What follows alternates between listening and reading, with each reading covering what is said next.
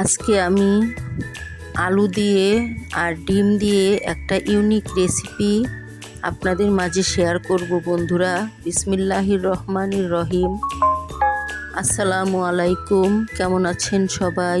আলহামদুলিল্লাহ, আমি ভালো আছি। আমি এখানে দুটো আলু কেটে নিয়েছি। এখন আলুগুলো হালকা সিদ্ধ করে নেব। এখানে আমি সামান্য লবণ দিয়েছি।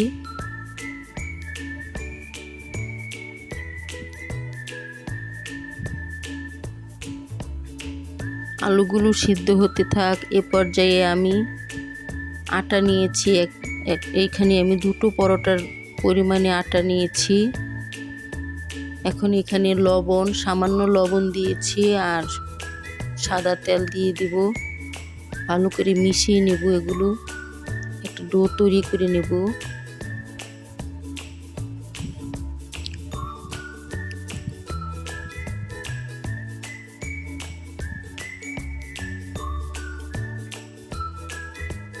এটা মূলত আমার মেয়ের টিফিনের জন্য নাস্তা তৈরি করছি। এভাবে আপনারাও আপনাদের বাচ্চাদের নাস্তা তৈরি করে দিতে পারবেন বন্ধুরা। এখন আমি অল্প করে পানি দিয়ে গুলিয়ে নেব। এটা একটা ডো তৈরি করে নেব, সফট ডো। এখানে আলুগুলো সিদ্ধ হয়ে গিয়েছে। একটা ছাঁকনিতে ঢেলে পানি ঝরিয়ে নিচ্ছি।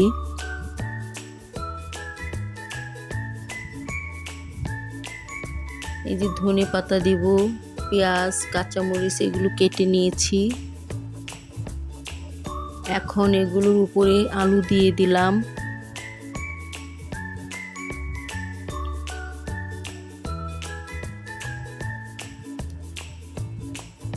সামান্য লবণ দিয়ে দিলাম।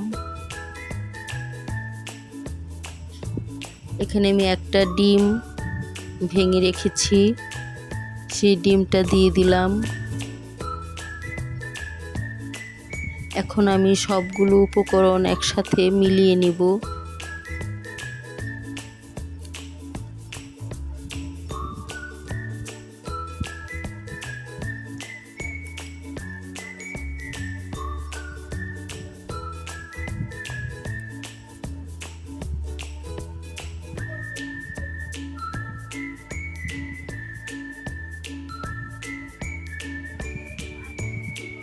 চুলায় একটি তাওয়া বসিয়ে দিয়েছি রুটি ভাজার জন্য। এখানে আমি দুটো ডো তৈরি করেছি, যে দুটো পরোটা বানিয়ে নেব। প্রথমে একটা বানিয়ে নিচ্ছি। এ পর্যন্ত যারা যারা আমার ভিডিওটি দেখে এসেছেন এখনও একটা লাইক দেননি, একটা লাইক দিয়ে দেন প্লিজ। তো রুটি হয়ে গেছে একটা, চুলায় দিয়ে দিলাম।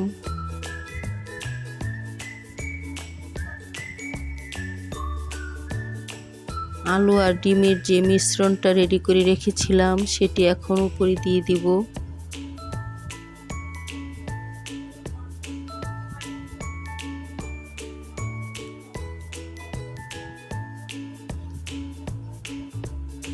আমার রেসিপিটি যদি ভালো লেগে থাকে তাহলে শেয়ার করে দিবেন বন্ধুরা, যেন সবাই দেখতে পারে।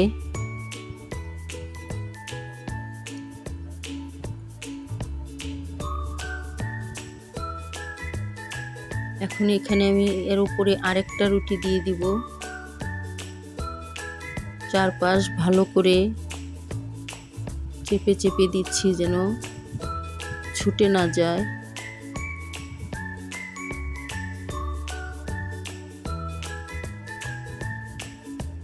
আলু আর ডিমটা যেন বের হয়ে না যায়। এখন এখানে আমি নিচে আগে তেল দিয়ে দিব, তারপর রুটির উপরে একটু তেল দিয়ে দিব।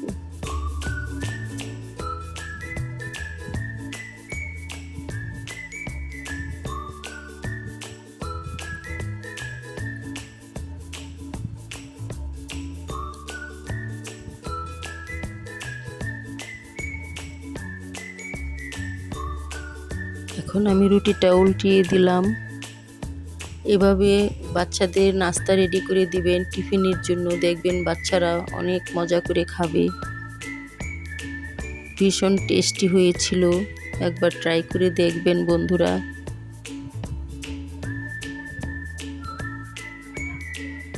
আমি চার পিস করে কেটে নিয়েছি। আমার মেয়ে তো অনেক খুশি, প্রায় সময় এটি তাকে রেডি করে দিতে হয়। এই তো হয়ে গেল আমার রেসিপিটি। আজকের মতো এখানেই শেষ। আল্লাহ হাফেজ।